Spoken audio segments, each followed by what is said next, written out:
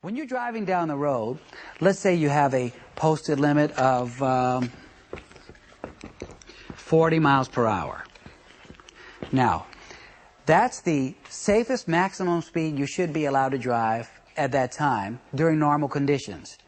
But check this out. What if it's worse than normal conditions?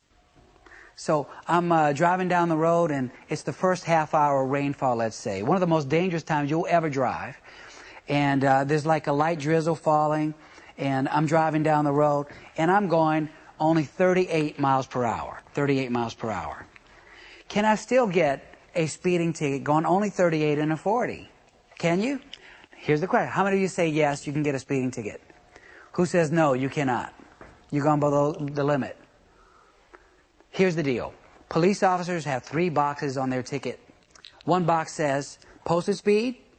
Another box says actual speed, and a third box says safe speed.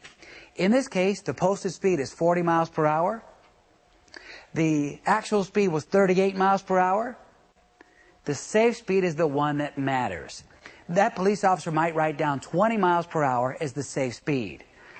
And then you know what? A lot of people go to court and they say, "Hey, Your Honor, what happened here? I was only going 38 and a 40. What's up with that?"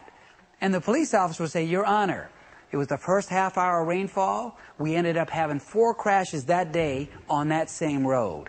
So I thought it was unsafe to go 38 and a 40.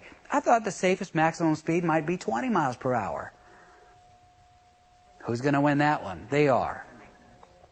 So, if the conditions are such that you should slow down, and you should always drive what a normal and reasonable person would drive at that time of day. So, twilight perhaps, a lot of cars on the road. You can also get the basic speed law on the highway, by the way. You're on the highway, you just left the football stadium, there's 10,000 vehicles on the road in front of you.